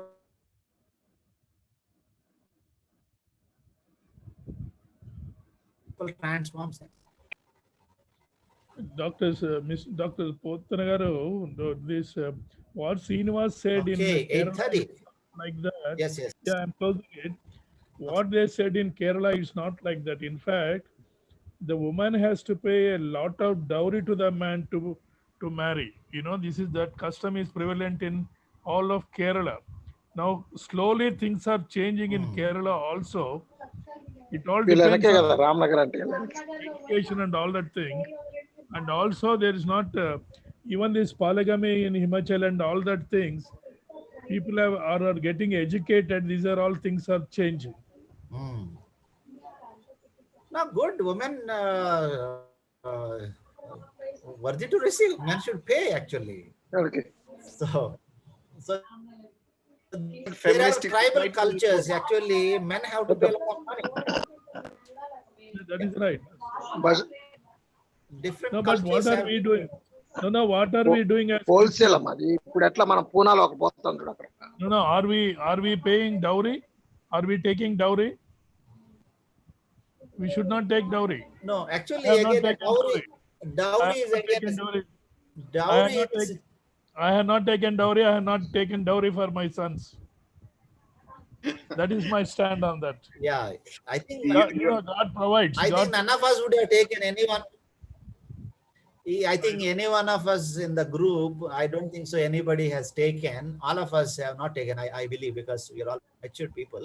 And by and large, either a Christian or even the law doesn't permit it. It's a kind of even common sense says that that's an evil structure, dowry.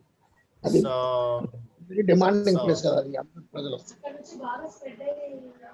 Ramnagar fish. Okay, if you don't have any questions, maybe we take leave. We pray and we conclude. How is Mr. Alexander? Dr. Alexander doing? Anna. He left the meeting. I'm not sure. Okay. Anna. Chakri? Anna, may I ask one question? Yeah, please. Cheppandi, tell.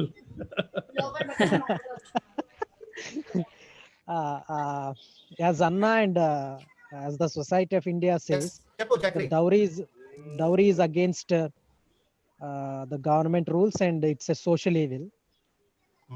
And being the pursuer of the matches, I want to know one thing. Just I want to know clearly, Anna. Just it's an expression. It's a question that I got in my mind. That if the bribe, Bride. if the girl's parents, if they give something as a volunteer, can we take it, Anna? You can take, there's no problem. I will always suggest welcome you. to take, but Anna Venkatana, let me say, please. Check. Who is he asking? Chakri or Anil? Chakri, because he is in the queue to get married. Chakri, I suggest you 100% don't take it. Anna? If they give it to their daughter, let her have it. I 100% tell you, don't take it. I hope Venkatana also agrees with me, because it's a legal requirement not to take it.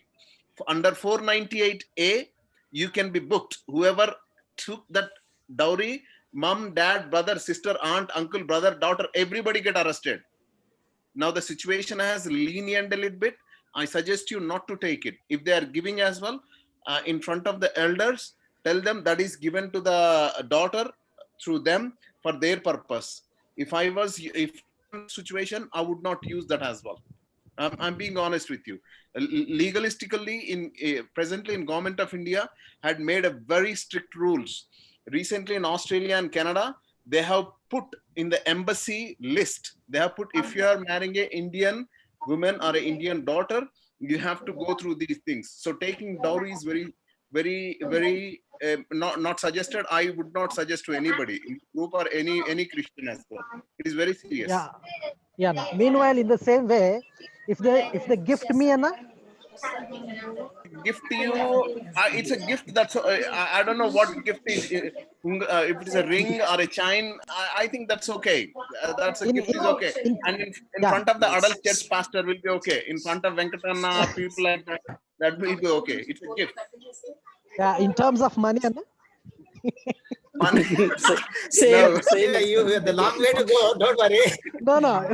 No. It's absolutely a kind of. Just wait for a girl first. Actually, the situation will teach you lesson. You don't need to worry about all that. You first you pray for a girl. Let her come first. Then all these things. Yeah, it's only just out, Anna. That's what I'm asking. No money. And other thing, Venkatana is saying right. If you find a partner who is prayerful and literally loves who you are, that is worth more than anything. That's worth more than anything. 56. If you ask Brother Francis, Brother Hubert, these gentlemen who lived their life, they will tell you. They will tell you. Probably I'm halfway through. Venkatana is a little bit more. And these Francis, and they lived their life.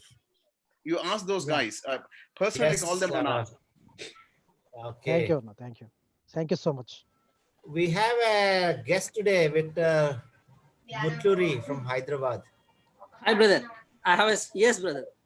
I have a small query. Yes, I wanted to ask. Just 2 minutes time I would like to take, brother. Please. Yeah.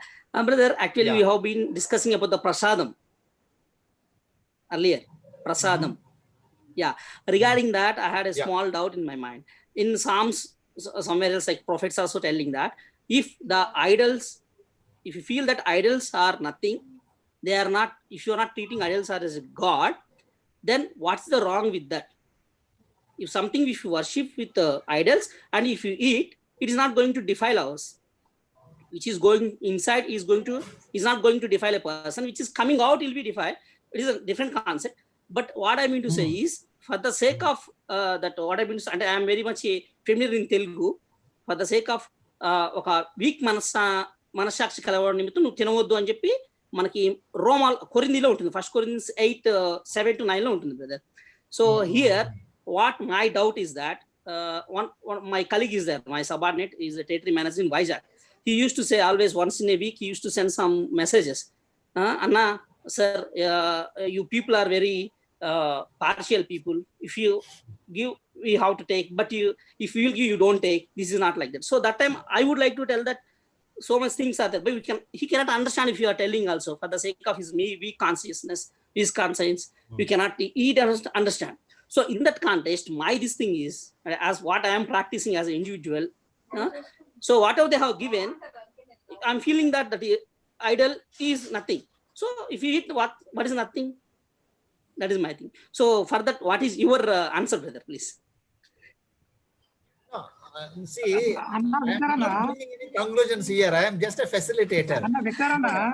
Oh, brother, Chapandi, please tell me.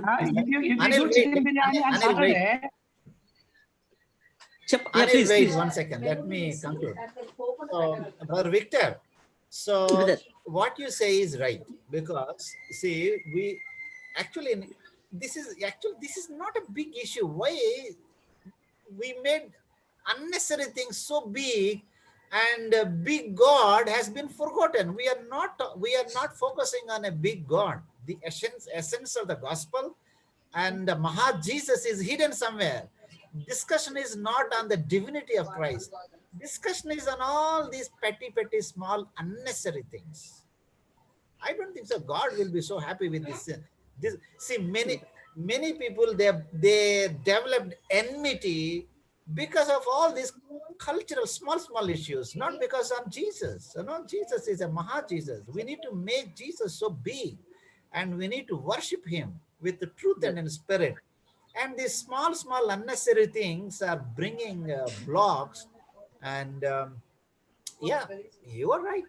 So when you consider that your Maha Jesus is so big, and then you should pray and eat, and maybe at one point of time in that relationship, you will explain what is this consequence, why people are doing like that, what is the significance of this prasadam, and then see, when you build a bridge, you will get a chance to communicate the gospel in a way that he understands. Yes, now let's listen to Anil. Yes, Anil, please. Yeah, Vector Anna, one question I want to ask you. Yeah, suppose please. if I give chicken biryani on a Saturday to my friends, they will not accept me. They will not take the non-veg on Saturday. Okay. Even though if they go with love. Okay. Whatever you said, did I think, is it partiality?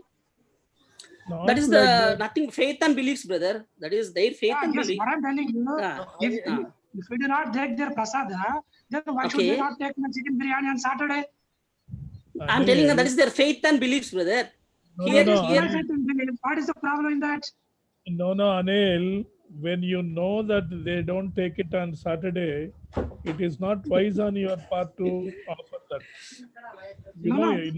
What I'm telling you, they have their standards. We have our standards. No, we brother, cannot go. Brother. Just now, Dr. Pothana sir said clearly, one point he said, because of the small things, our big God is in the small walls like that. It should not be like that. As for the text, it is there. That's why I just asked my. Here is Mr. Victor, I want to ask you, in my QC, we are working 150 people, 152 people, we are working in our. Okay, Brother Francis, can you sort out their problem, both of them? No, Mr. Victor, I think. Sir, your voice is somewhat disturbing, sir. Sorry, by mistake it got muted. Brother Francis, can you unmute yourself?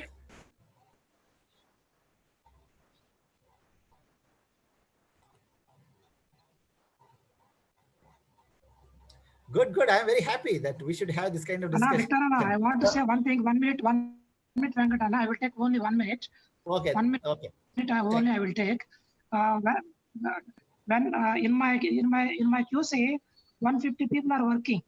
Before Corona, every month 1 or 2 people will go to Tirupati and they will brought prasada and they will distribute to everyone. Every time, and I have to adjust with myself. So if you stand.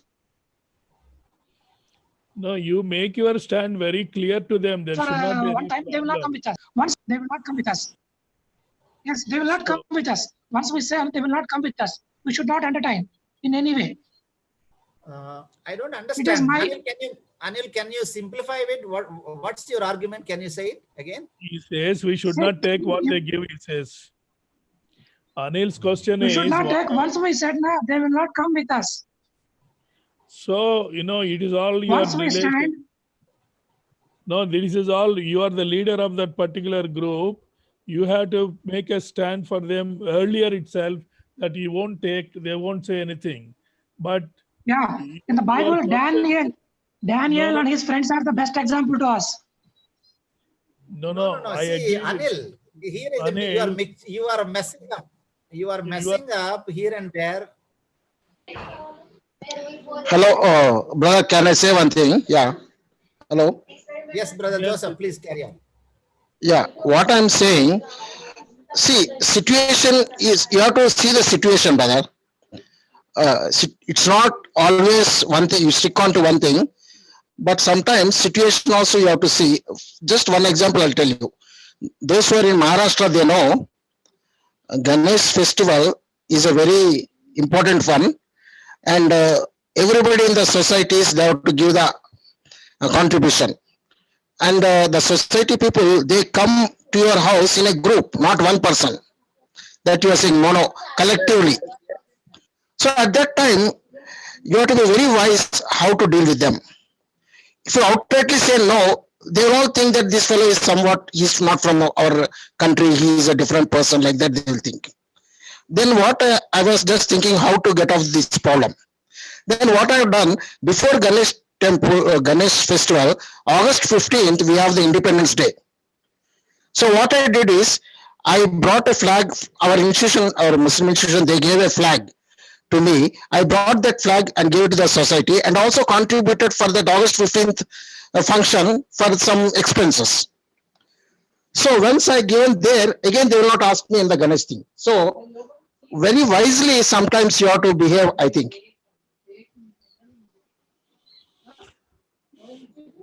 I think Yes, Pothana also knows in Maharashtra. Huh? Yeah, brother Anil, here maybe we will talk personally. See, as Brother Joseph says, we are first citizens of India.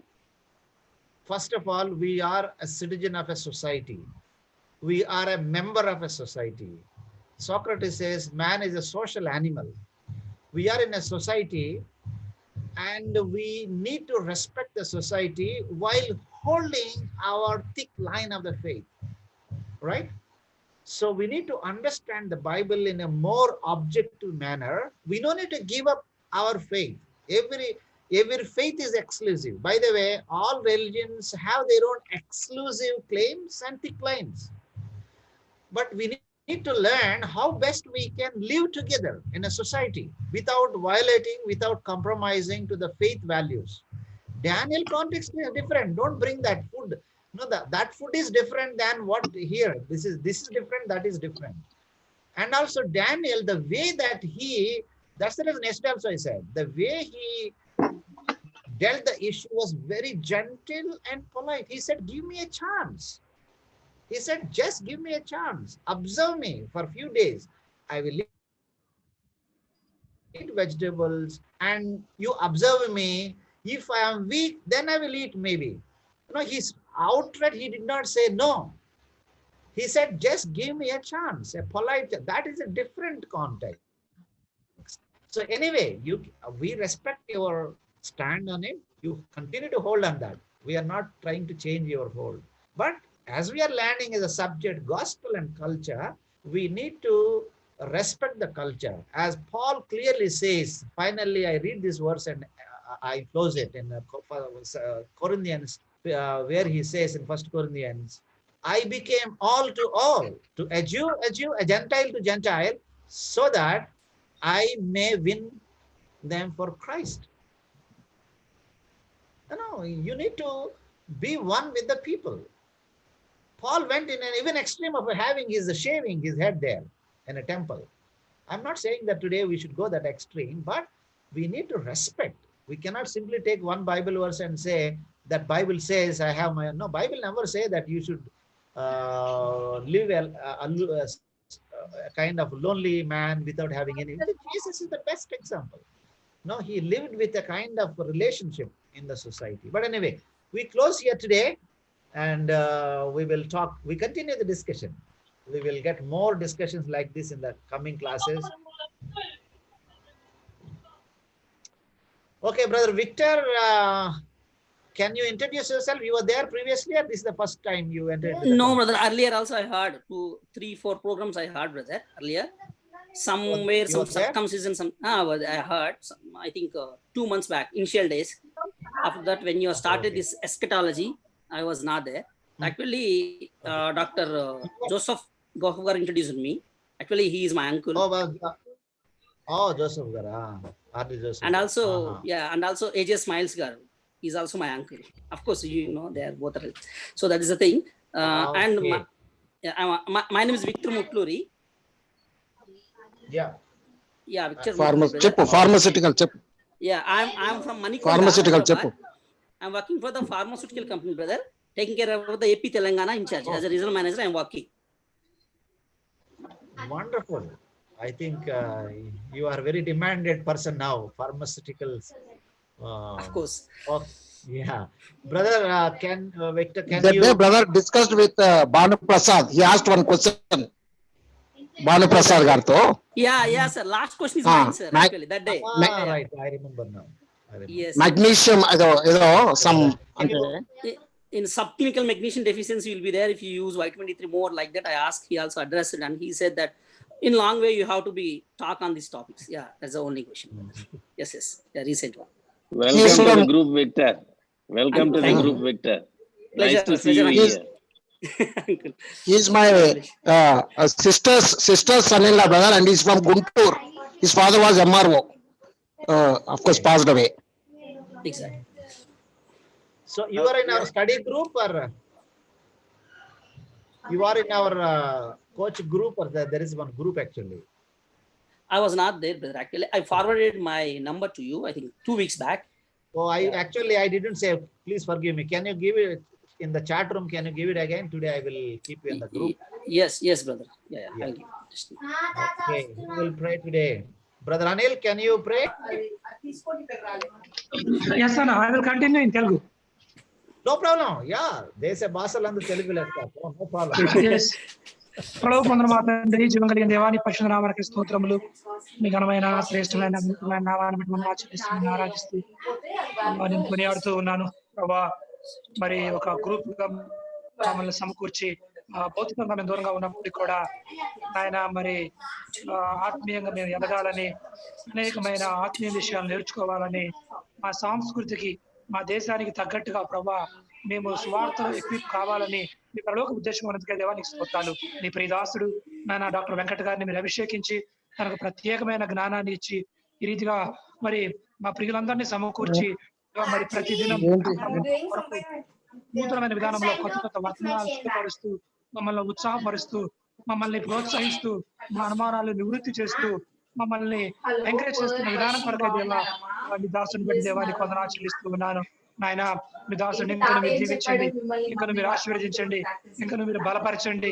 నాయన మరి ముందున్న రోజుల్లో మేము ఇంకా దేవా నా తండ్రి మీరు అనుకున్న స్థాయిలో ఎక్కిపోవడానికి సహాయం చేయండి.